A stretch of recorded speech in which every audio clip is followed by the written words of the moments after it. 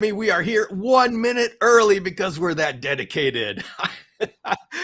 I am here with Michael Nash, and say hello to everybody. Hello, good to be here. Oh my goodness, we have had quite the week, and it has been filled with bioactive all week. You've been following the videos on YouTube. Oh boy, you've I don't know, that kind of almost killed me. That was somewhat ambitious of me to do something like that. But Michael was a sport and would answer all my questions, and so I was able to end every evening with a Michael Nash question. Oh boy, that was a lot of fun. It was. Oh, okay. Well, Michael, how are things going on with all of your setups? Good. In the summer here, so I might have said it before, but my house is kind of a unique case because it happens to lack a lot of insulation in certain parts. And what that means is in the winter, it gets nice and cold, but in the summer, there's a challenge where I don't want it to get too hot. So seasonally, I always have these kind of changes in the maintenance I have to do and things like that to maintain the right systems. But most of my stuff has sort of been triggered into breeding time, I think. So everyone's very active. The chameleons are eating well.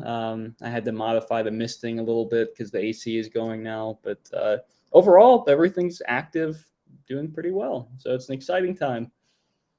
Okay, I'm going to have, give me a second here. Mm-hmm. And I am having my wife change the the temperature because I've got all this of the AC because I got all these lights on me now, and oh my goodness, yeah, I mean, that's the biggest problem is heat. All of us in the reptile well, at least where we are, what we're dealing with, it's heat that kills us. And I'm sitting here in California during the summer, and when we start getting into the 90s and every now and then touch the hundreds, I mean, you can't afford to not air condition. I mean, I literally had an $800 AC bill or electric bill. That was, well, then again, my wife is, she has a quite the breeding group of Fantasticus. And there's no way we're going to lose all of those in one afternoon of saving money on AC. So that's... yeah. Yeah. At least I could say I'm cool in my house, but yeah, all it takes is a room, and you have all of these racks, bioactive anything, and all of that light, it just adds up. Yeah, it warms it up quite a bit. I've been experimenting more with outdoor keeping this. I mean, I've done it for a few years, but I have like 5 or 6 enclosures outside now for some kind of more warmth tolerant species, and that's been kind of fun. That's something I didn't do as extensively in the past, so I'm trying to leverage this hot weather to try to keep some stuff outside. I have it so when it sprays it goes directly into this new patch of dirt that has some native grass seeds in it, and so it's all the water that runs off the enclosures is going to establishing some plants and things like that. It's been fun. I've enjoyed it. Now I got to tell you, the summers here are getting hotter and hotter. Okay, climate change. I'm noticing with my chameleons, and so I'm actually concerned about how much I'm going to be able to keep things outdoors because it's the heat that kills, not the cold. At least in California. Okay, you're in Colorado. You've got a different kind of cold there. Yeah, here you're cold with a capital C. Yes, here everything kills them because it's freezing and then it's hot. So there's lots of opportunities to wipe everything out. But the cold is easier to manage, I think, than the heat overall. All right, we have quite the group of people that have joined here. Just know that this is Michael and I are going to be talking about how we set up our bioactive systems and our experiences, and it's just a general discussion, but it is a interactive discussion. And so if you have questions, put it in the chat. Let's talk about it. anything about, try to keep it about bioactive. That's the topic of today. And let's see. Well, we have our first question. Oh. Does bioactive smell? What do you think, Michael?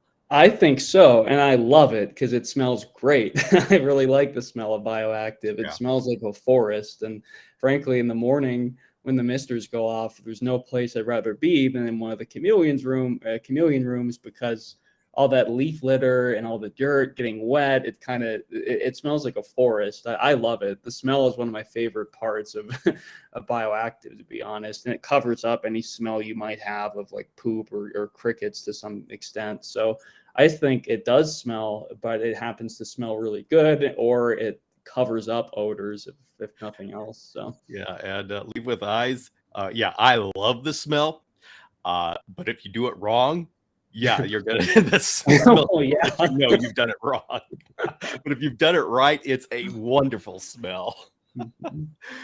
And by the way, all you people who have followed my videos on YouTube, and I would post every day videos about my build, I came up with this this idea. I just wanted to, I off the top of my head, I said, okay, what's a general idea that would appeal to a lot of people? And I came up with this, you could do a rack with 6 cages, the 22 by 17 by 24 inch. And at the top row, you could have a pair of carpet chameleons, middle row, a pair of satanic leaf-tailed geckos, and the bottom row, a couple of species of dart frogs. And that's a good general interest a rack system. I thought that was a great idea.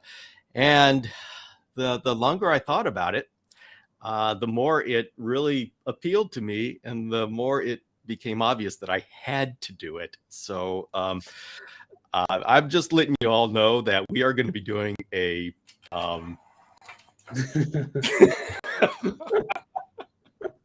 we are going to be doing a second week in August sometime, because I'm going to be putting together all of that rack that I talked about. But instead of lateralis, I'm going to be doing Campani, because I've already have Emily. You all know about my little female Emily, who is doing awesome. I just love her. And what I'll do is I'll just wait until Michael has a unrelated male. And so we'll do a pair of Campani. Definitely the satanic leaf-tailed geckos. Obviously, my wife is a huge breeder of those. And so I will be able to get some real nice pair, at least on loan. Maybe I don't get to own them, but I get to keep them. And at the bottom, I said I wanted Azurius, the dart frogs, Azurius and Leucomelas. But anybody who knows those two, only one of them will go well in a room where I record interviews. That's the Azurius, because when they call, it's like almost like a whisper. When the Leucomelas call, you can hear them from the other side of the house. So I can't have that during my interviews. So it'll be Azurius, and then trying to figure out another species. Maybe the cobalt tink. I'm going to have to find a quiet one. I'll leave the Terribilis and the Leucomelas for the living room. Oh, okay. The chameleon guy, I wanted to bring this one up because he asked, but I didn't have an answer to it. Hoping you did. He's asking, are fungi beneficial for the enclosure and animal? I was thinking about introducing Mycelium into my bioactive. Do you know about that, Michael?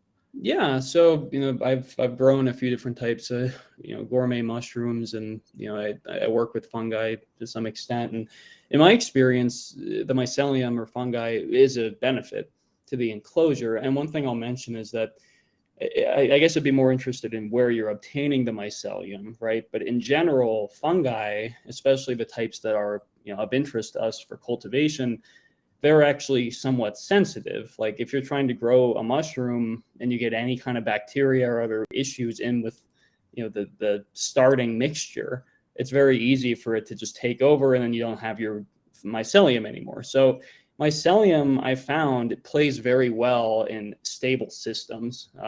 It helps break things down. It helps get nutrients to the roots of the plants. It's really nice. And actually, on occasion, in some of my setups even, I'll have mushrooms sprout up. And that's been really good. That's fine, because it's a cyclical process. It's not like, you're getting, I've never had a case where it's massive fungal overgrowth that kills everything. The mycelium and fungi in a well-established system tend to behave pretty well and benefit the system. The question is, though, like, where are you obtaining that? Are you trying to inoculate the system with a known strain of mycelium, or are you just, the source matters, I'd say.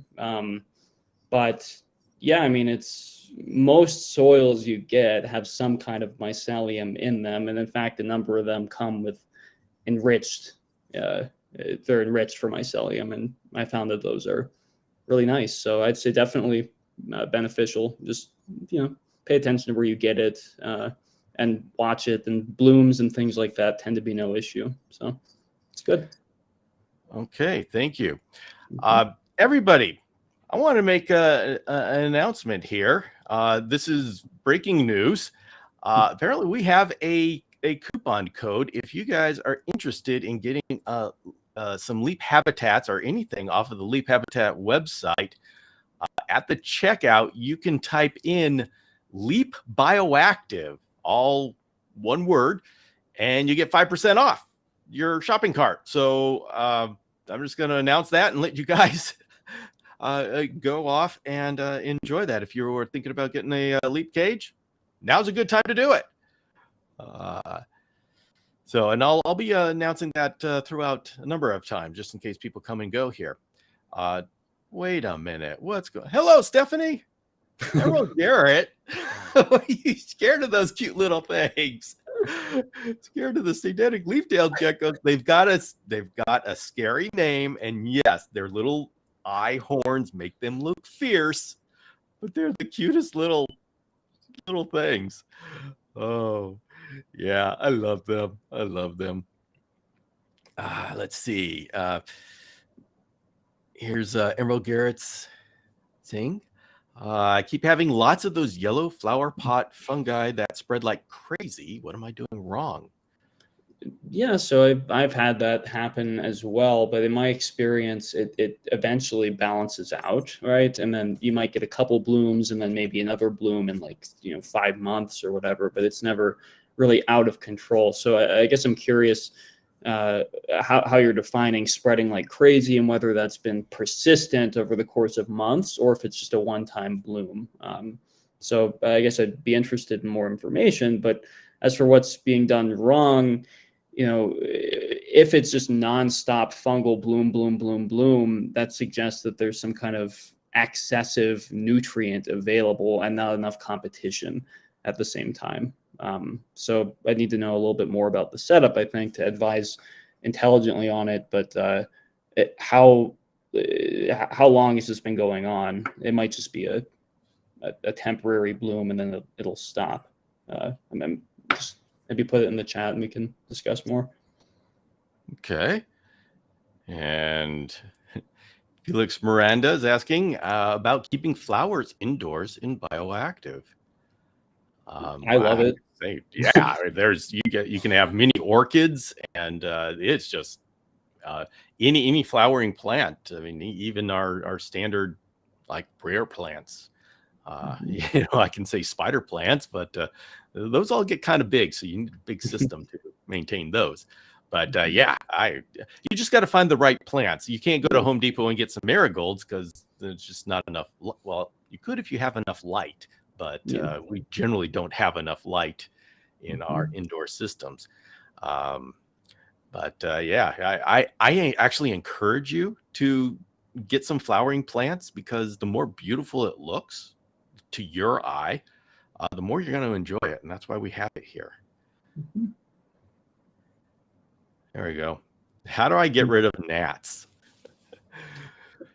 So, I mean, for me, what I have is I have a bunch of, you can't really see it, but right behind my head, I have a giant rack of carnivorous plants. And I have butterworts, for instance, which those eat up all the gnats. But before I had those, I had some fungus gnat issues. And they tend to present when you're first setting up the bioactive system, right? It's sort of like part of the blooming process.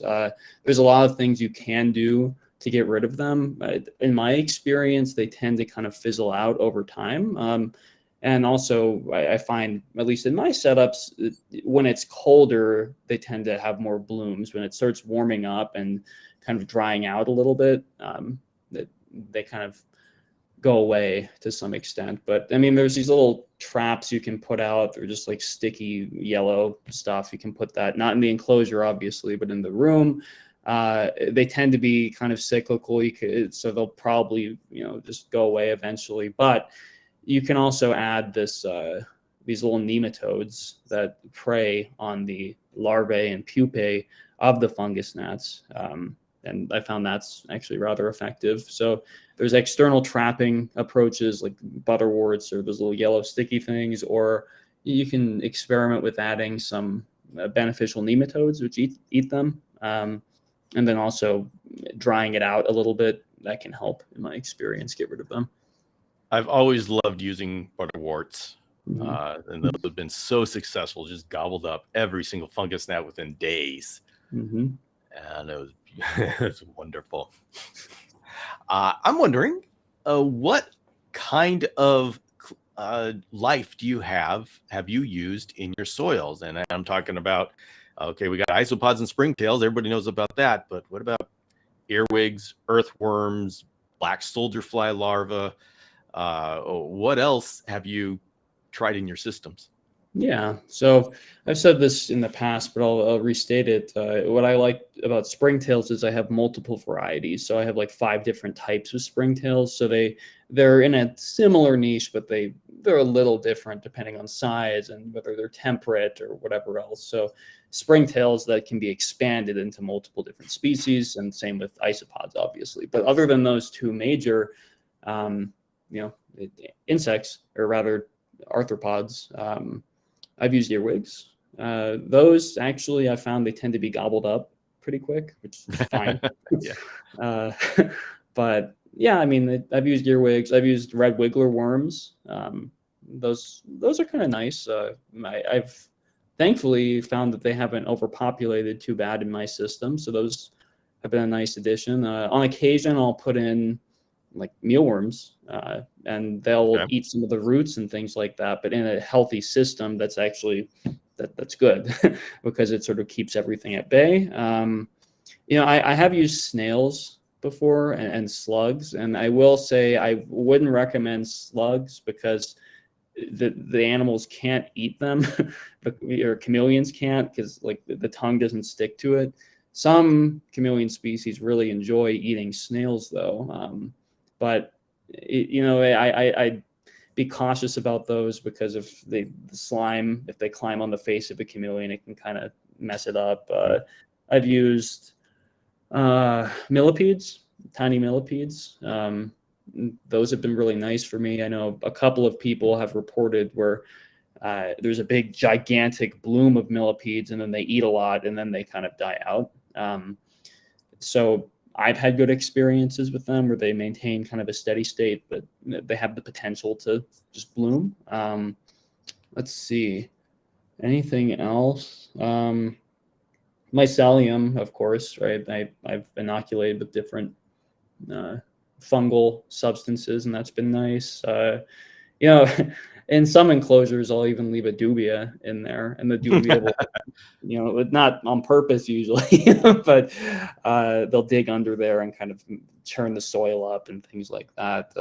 Black soldier fly larvae as well. Those are nice because then randomly you'll have a fly and usually you won't even know it because the second it emerges, it gets eaten, which is fine. But I mean, there's a lot of different bugs you can put in there with very good effect, I feel. But I would argue that a good thing for people to consider is that there's multiple species of springtails and they do such a good job and they cause so few issues that a first step might be expanding the amount or species of springtails you keep. Okay. Yeah. Got a question here about Venus flytrap in a 3-month-old chameleon enclosure. Just generally speaking, carnivorous plants, you don't want them to be a danger to the chameleon. Now, very rarely, unless you're very good at Venus flytraps, the ones you have available to you have very small traps, so probably won't be a danger to the chameleon, but always check about the relative size of the trap to the chameleon, because there are some mature Venus flytraps that could easily take in a baby chameleon. But you know, the ones you get at Home Depot are not mature, and who knows how long they'll survive. The biggest problem with Venus flytraps in the chameleon enclosure, that Venus flytraps come from South Carolina, and they need a cold winter. They put them in the refrigerator. They need snow to be healthy, and so it's okay to have them in there for the summer, but long term they won't survive well in the conditions that chameleons need. Now, let's see, Michael, I'll have you look at the chat. Emerald Garrett has a lot of description of her situation, and so I'll let you respond as you're looking at that, and I'll take a look at some of the other. It looks like other people are talking about that situation. So here's something interesting while Michael's reading that. You can go ahead and continue reading that, and I'll talk to the rest of the people until you're ready to. Are you? I'm ready. Okay, have that. Yeah. So that's interesting. Since setting up the cage, it's been covering everything, it sounds like, and it's in particular at the kind of wetter areas. So it sounds like it's not excessively wet. What I might do, well, okay, you already allude to it. I might churn up the soil a bit. It kind of mix it up and aerate it to some extent, because that will, number one, probably provoke all of the blooms at once. Right? If you really mix it up and aerate it, that's often a signal for the mycelium to fruit or bloom. So if you do that, it might actually kind of burn it up, meaning that it sort of uses all its energy and it sort of fruits everywhere. And then after it's done expending all the energy, it tends to kind of go a little bit more dormant, and then other stuff in the system can start competing with it better. But right now, it sounds like it's not fully established yet. And so if you sort of encourage it to just use up all that energy and bloom, bloom, bloom, that can help it kind of weaken, in a sense, to the point where other stuff in the soil can start making the system balance out. So if it's really that persistent and it's blooming that much, I might just temporarily mix it all up, aerate it, maybe even remove the occupant if you're concerned. And hopefully that'll kind of burn it out, and then it won't be a problem. All right. I am now making the official Leap Bioactive. Did I get that right? I got that right. There we go. Yes, 5% off Leap products with Leap Bioactive coupon code until 10 p.m. Eastern today. So if you guys are interested in Leaps, Tim has given us a coupon code. So here is a question from Peter. Any thoughts on adapting an existing veiled chameleon enclosure to bioactive using a substrate tray? And would you need to rehome the chameleon for a couple of weeks? What do you think, Michael? Well, it depends on the enclosure size, I'd say, but I don't know that you need to rehome it. I mean, ideally you want the system to be churning along and already established before the animal gets in there, but depending on the size, that's not really necessary. So also substrate tray. There's a lot of substrate trays on the market, so I'm curious, which one it is. I'd say if you don't know or you've not used Bioactive before, then maybe rehome him for a bit just to make sure the system works the way you expect, right? Like there's no excessive water buildup or anything.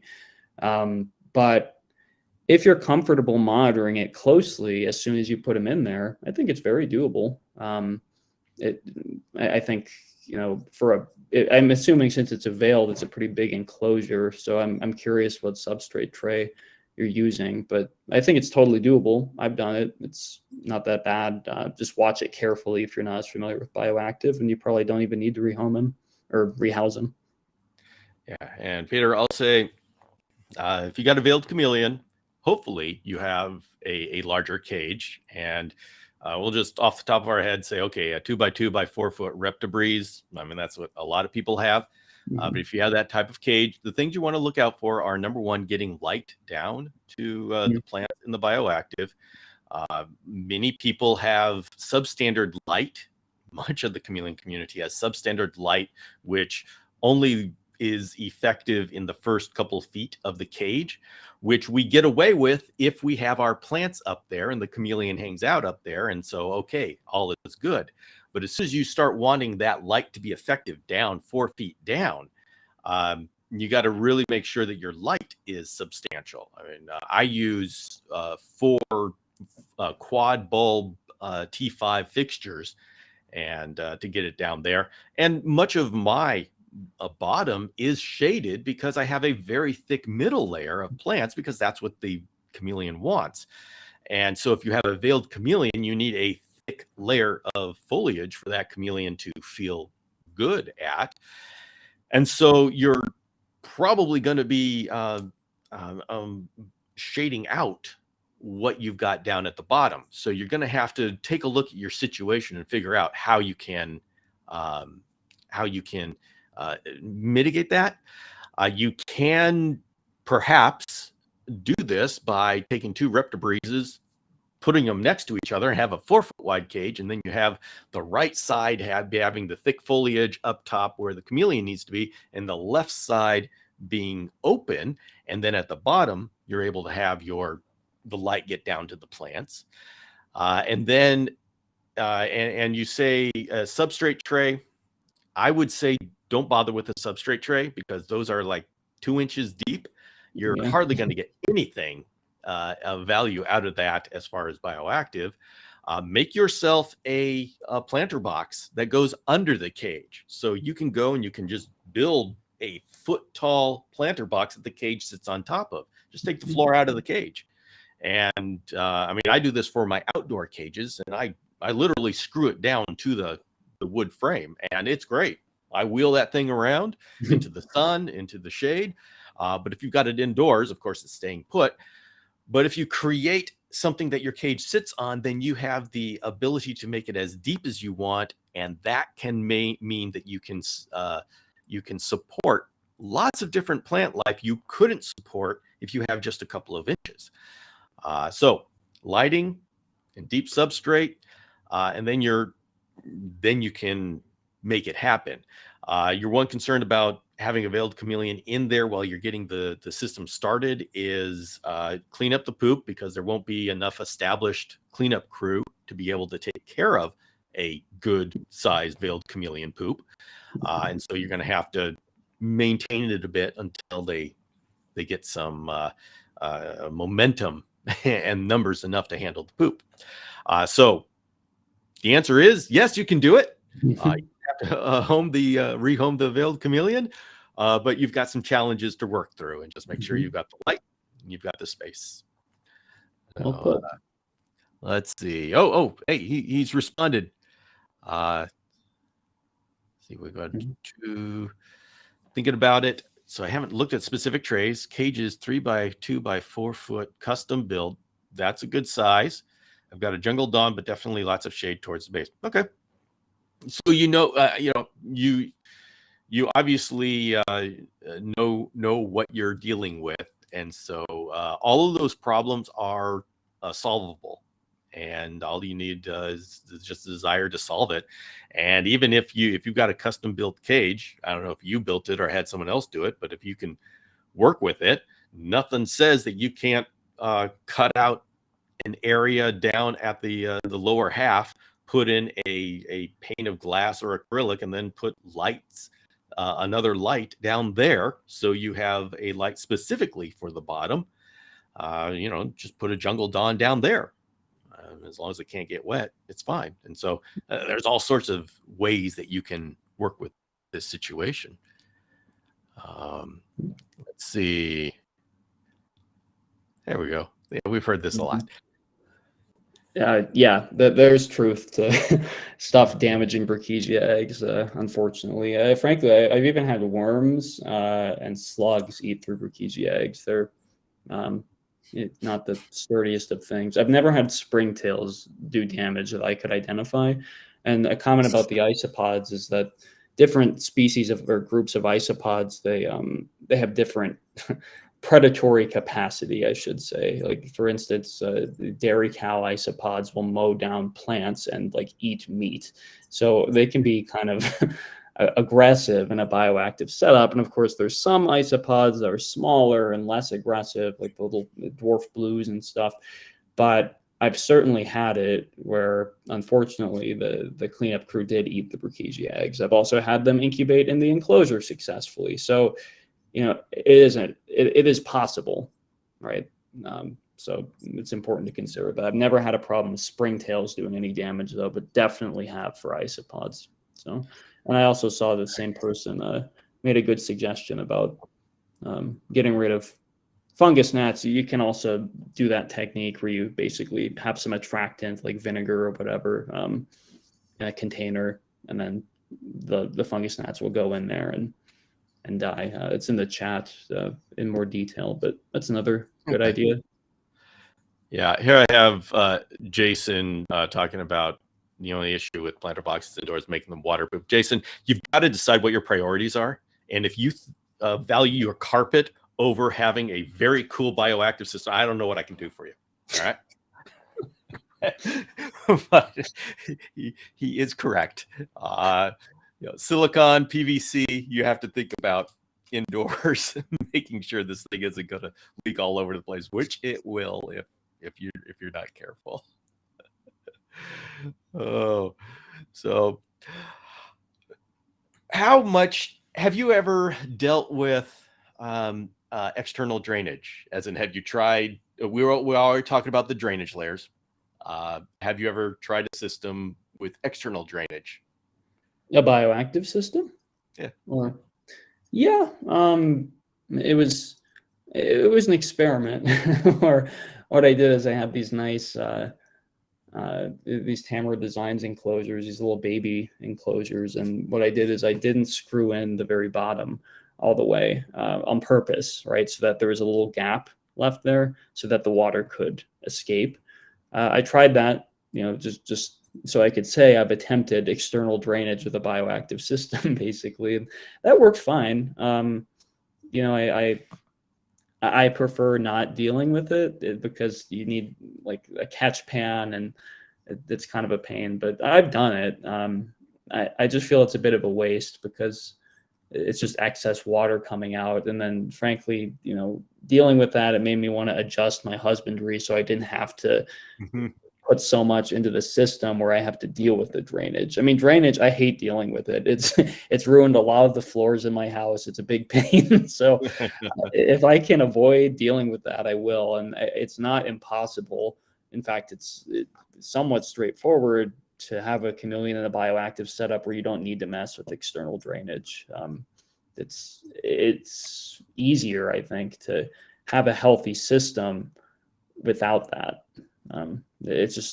It's hard to make the switch, right? Because everyone's used to misting for 5 hours a day, but you really don't need that much. I used to always have external drainage with my systems, and that was because I was hydrating using misting and showering, giving the chameleon 10-minute showers at a time.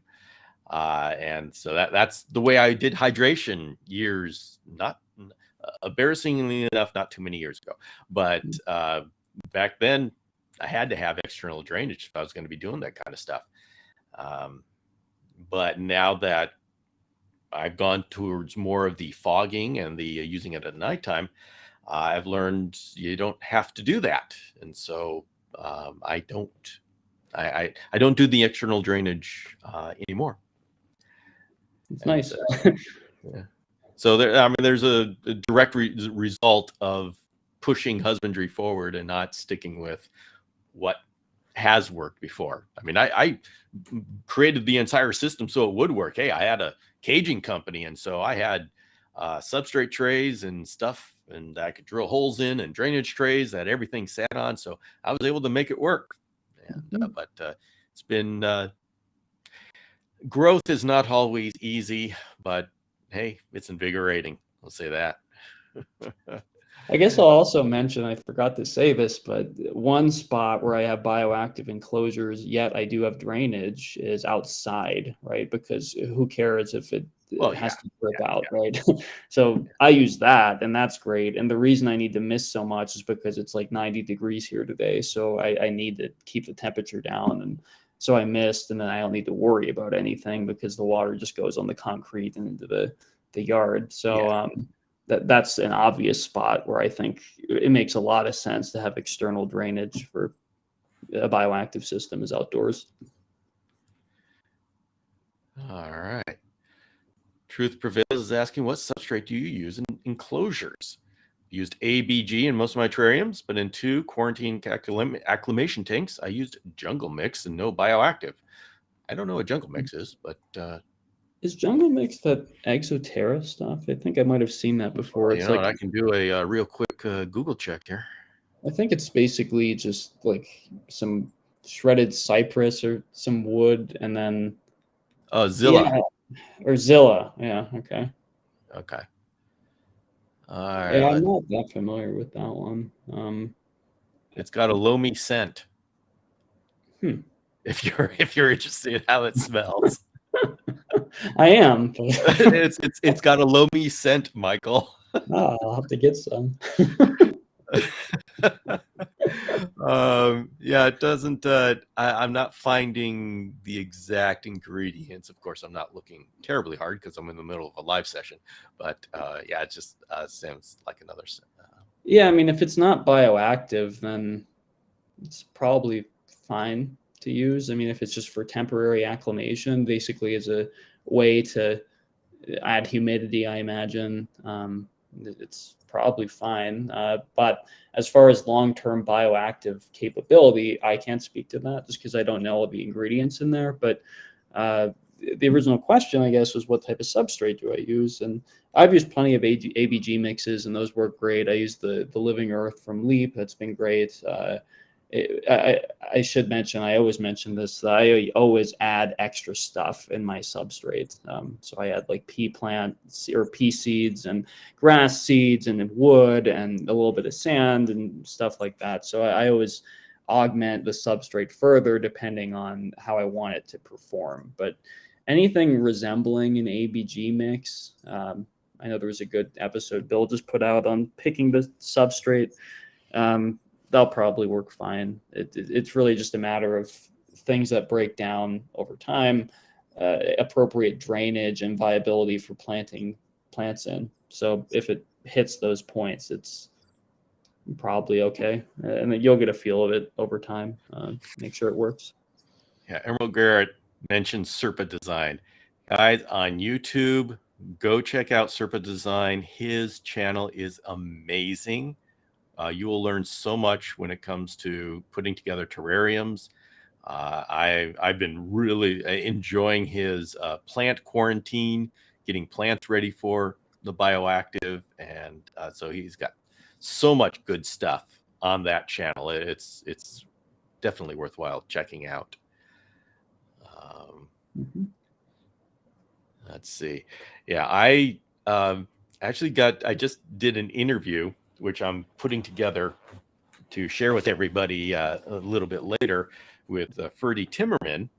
He is a very good photographer, but he also does a lot with terrariums and bioactive and such. And he's got all of his are with external drainage.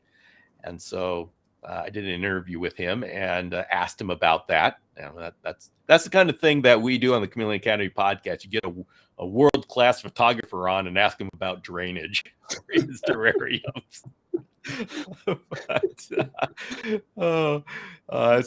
And what's very cool is seeing how different people handle and solve the problems and how they do their systems. And by looking at all these different ways of doing it, you can decide what you want to do for yourself and what works for you. Excuse me. So, yeah, I have greatly enjoyed this entire week talking about it and learning about it. Just, everybody, I've done bioactive before, but not enough that I feel comfortable teaching anything but just the basics of how to get it together. And so I am just loving being able to talk to so many people that have so much experience and just bringing them on. And we all learned this together. So it's been a wonderful week. And as I've alluded to, sometime in August, we're going to be doing this again, and we're going to be going down to the second level of bioactive. We'll be talking about plant quarantine, plant selection, isopods, springtails, and so we've just peeled off the top layer of this in this week. And at some time I was releasing like 3 videos a day, just trying to get through all of this. And I literally this weekend said, okay, no, I've got to stop right now and just take a breather, and I'll save the rest of this for the next week that I do in August, where I have a little bit more time, a little bit more experience, more people brought on. And so, what are the chances, you think, Michael, of it turning into a 3-week? As in 100%, I'd say, maybe a month. There's a lot to talk about. So we're going to have, this is going to be a running theme throughout the years.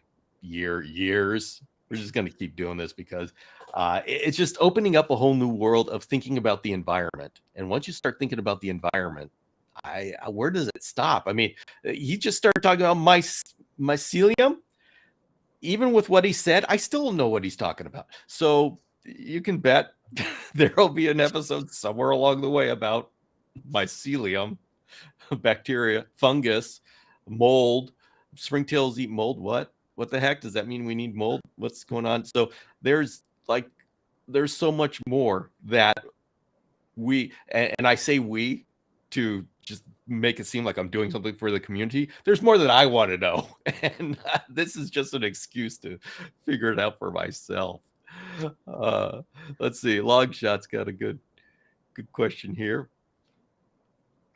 Do you ever have to manually aerate the system, the soil? Okay, he's noticed some flat spots. Not sure how to describe it exactly. Do you know what he's? Yeah.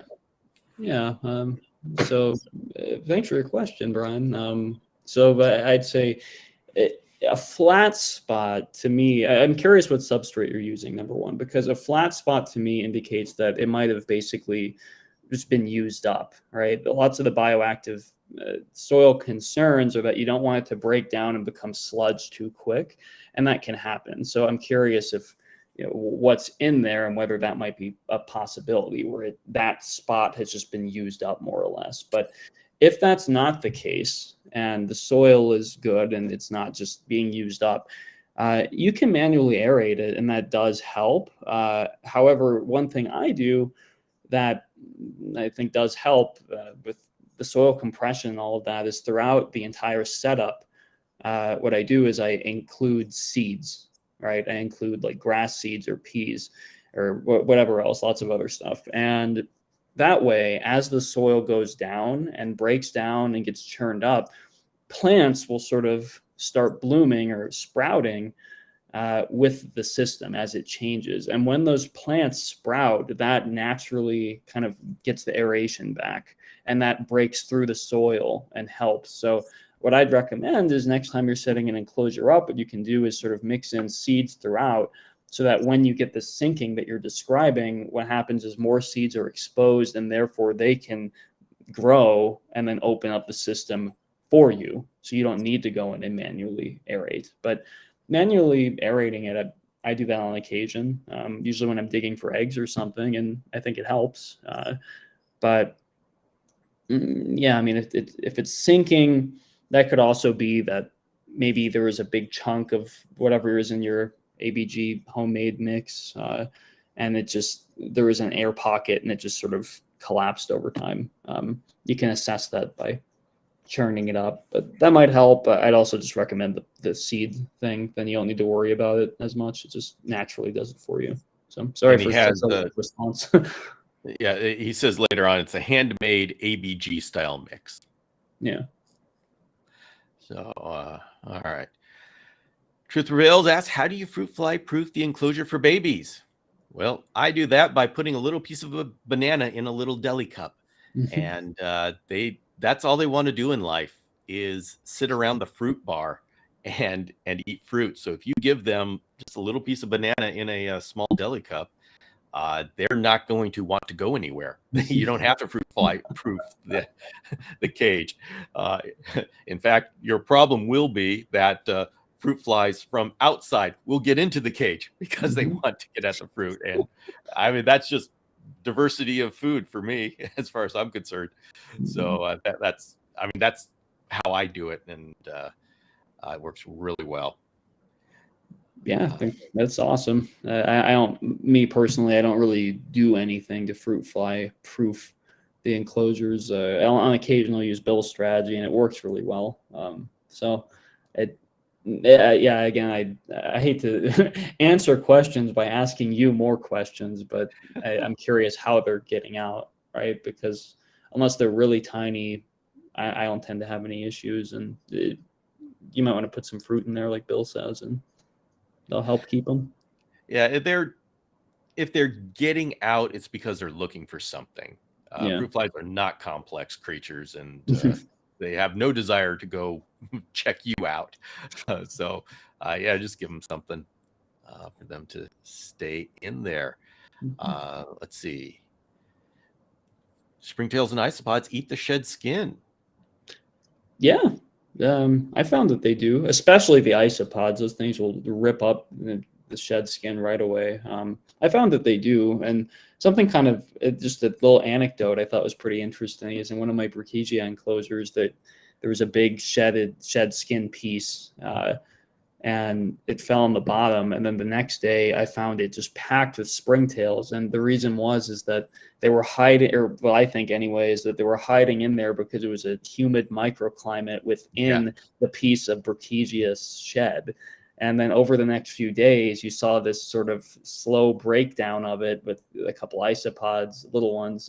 Even some worms came up from the ground and kind of seemed to mess with it. And then the springtails slowly turned it into nothing. But it was really a cool thing to see because I think it started out as like a climate thing, a microclimate under the shed skin that attracted the cleanup crew. And then you got to see the whole thing break down. So definitely, it's pretty cool. All right. I'd just like to take a moment and appreciate Truth Prevail's exquisite taste in viewing activities. And Stephanie Peters, yay, we love Leap. Yeah, Leap's been really good. I mean, Michael and I chose the Leap cages. We wanted to do a build guide, which I'm still working on the website. I've got a lot of it done, but we're still working on it. But we wanted to choose a cage that we could both use and demonstrate different ways of doing it. And the Leap cage it's just a really good choice. It's available. It's easy to work with. And what's nice is it comes with the substrate tray, and it's got the nice sizes.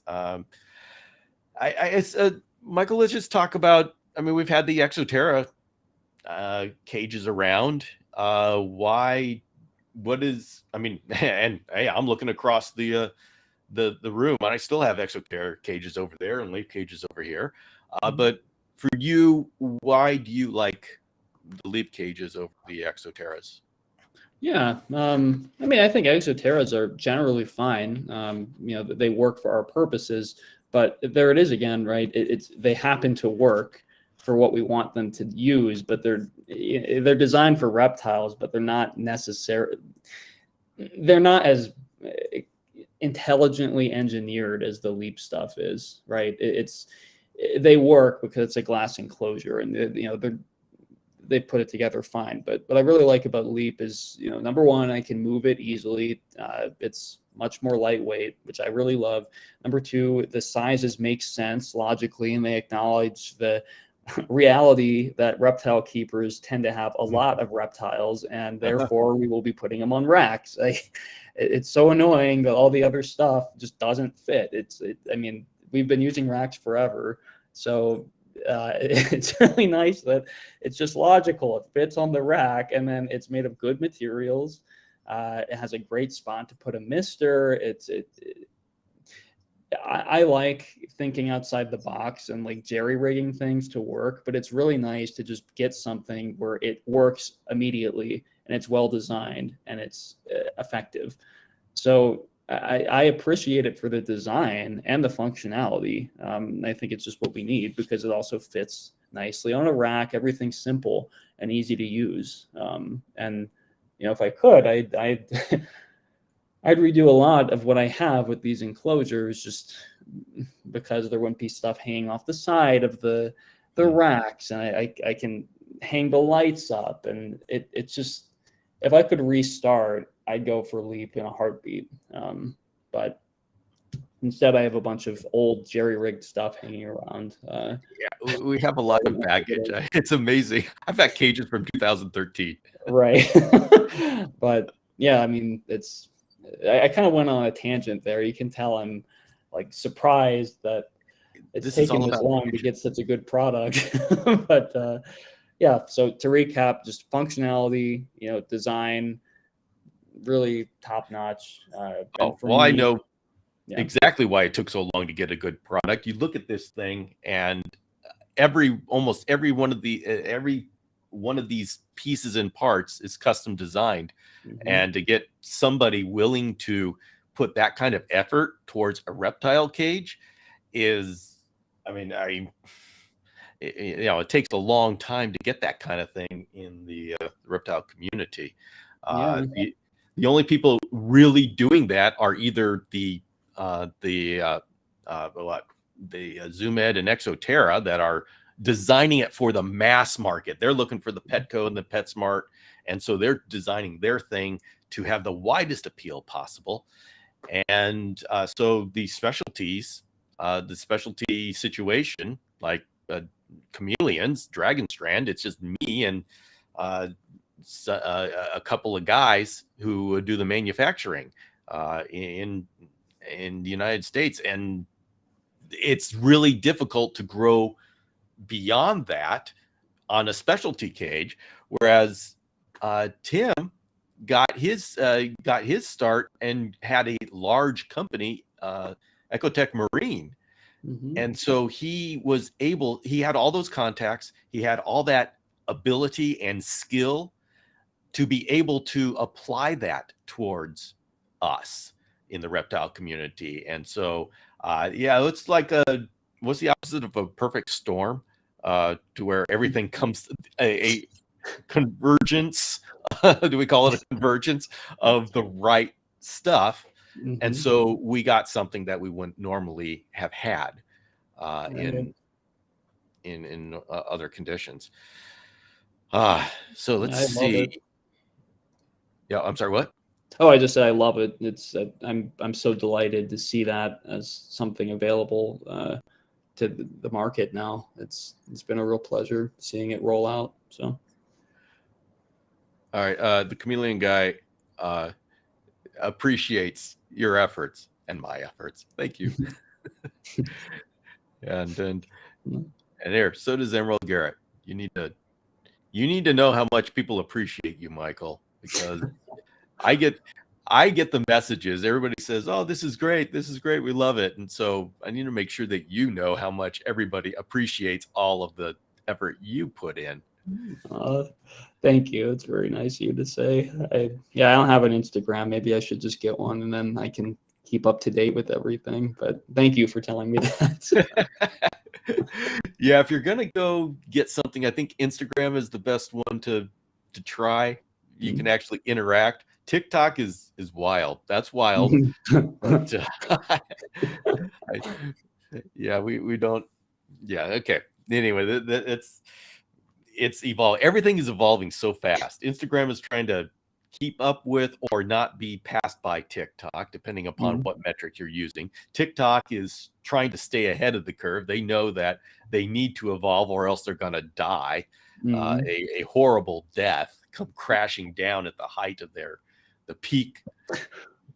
They for all those who think TikTok is great, they know what happened to Vine. If anybody remember Vine, that was the original 6-second video.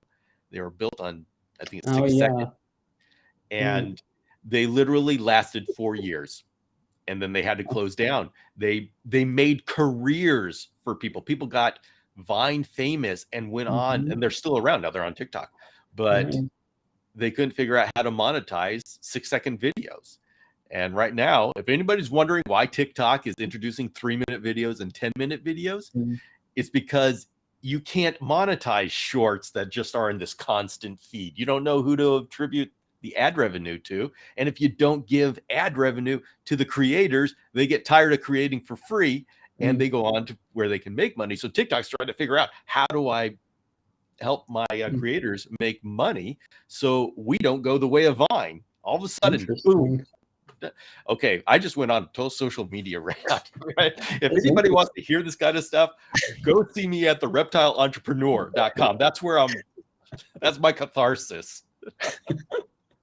I see one thing in the chat that I'd like to bring up where Emerald Garrett says he had a problem with fruit flies and hundreds. It was bad, introduced spiders, problem solved. So, I'd like to briefly share this part of my experience, because it was rather unfortunate, because, the spiders do a great job of cleaning up the fruit flies, and I just let them go for it, right?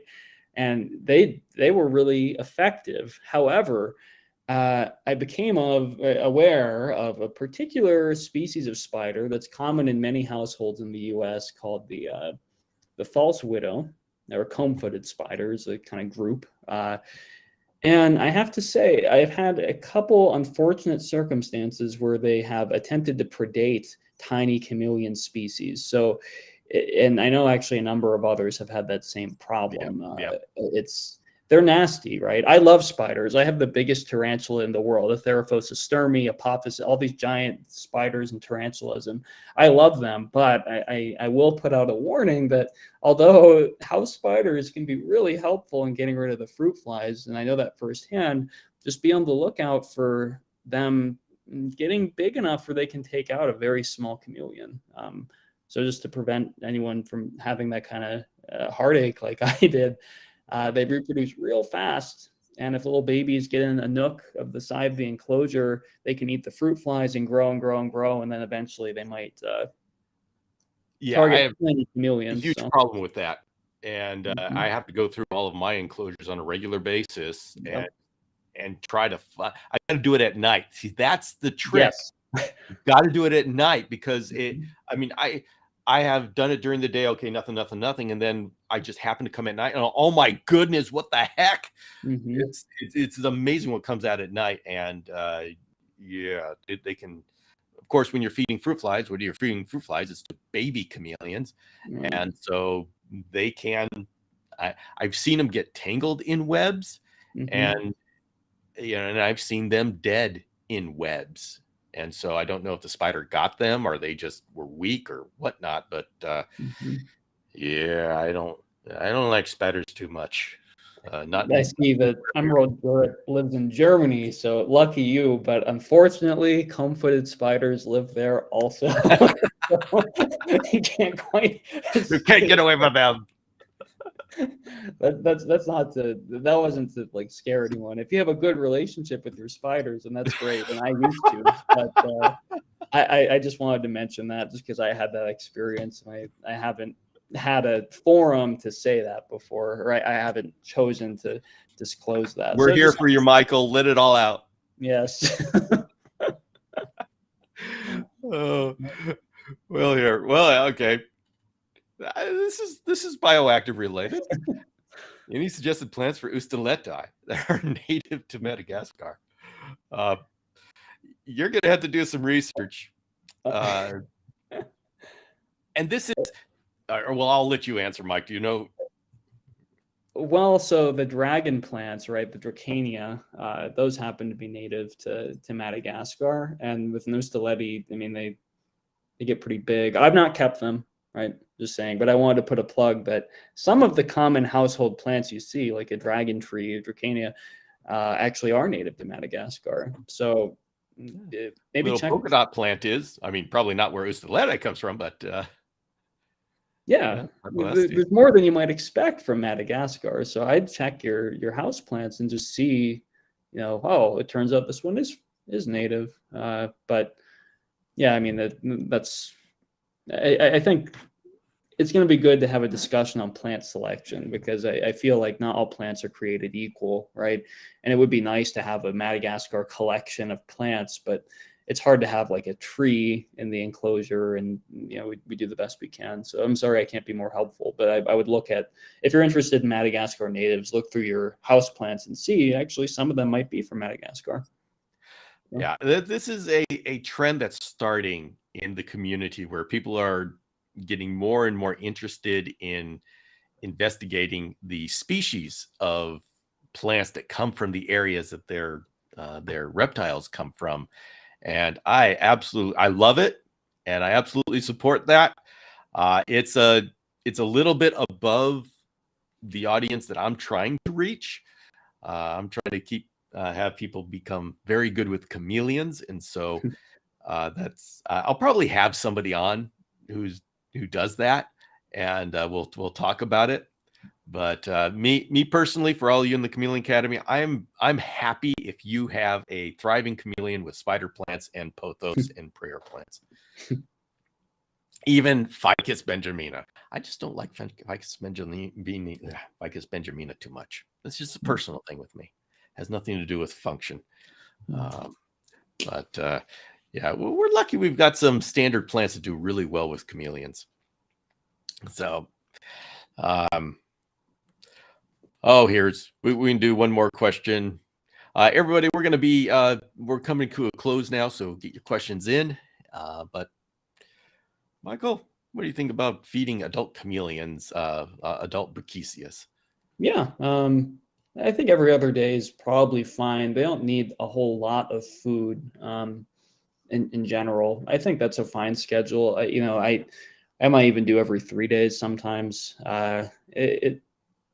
I think that's appropriate. I will mention that I think something we're uncovering more and more is that the Brachysia are actually quite seasonal creatures. So I would modulate your food availability based on the season you're trying to replicate. So, it's just something to consider, right? But part of the year, there's a lot fewer insects for where some species live, and some of the year there's way more. I'd say as a rule, every other day or every 3 days has been good for me. But I consider the food intake as part of the climate and the season you're trying to replicate. Some species brumate, like Stumpy and Decarii and Bragui, and at that time I don't feed them anything. So there's a lot there though. So to answer your question, yeah, that's fine. It's been good for me. Oh, all right, folks, we are gonna close it down here. We have had quite the hour. Thank you, Michael, for coming on and being with us for an hour. I want to say Tim contacted me this morning with a coupon code. So if you're interested in the cages that Michael and I have been using, and we've been talking about all week here on YouTube, now's a good time. Go on. This coupon code is good until 10 p.m. Eastern time. So 7 p.m. those of us on the West Coast, and at leaphabitats.com. And so just type in Leap Bioactive in the coupon code at the checkout, and you get 5% off. So Tim, thank you very much for doing that. For everybody else, we're going to be doing more and more in Bioactive. You can go and see the at least the beginnings of the build guide on chameleonacademy.com/bioactive. Of course, the link is there on the homepage. And we're going to be continued, I think, in August sometime. We're going to have another round of Bioactive talks. I've already got a lot of interviews stacked up to make that quite the week. And I've got about I've got a whole lot more because I've got questions, and so you're going to get the answers because I've got questions. So, all right, everybody, thank you very much for joining us here on this Sunday morning. Go have a good rest of the Sunday, and we'll see you on YouTube or Instagram throughout the next week. I got a whole, you know what I'm going to be, Michael? I am going to be talking about the uses for screen cages. Oh, count me in. I've spent so much time talking about hybrid cages and how screen cages aren't the greatest and everything. But now I'm going to switch everything around and tell you how wonderful screen cages are. So I'm just switching up here. All right, everybody. Thank you very much.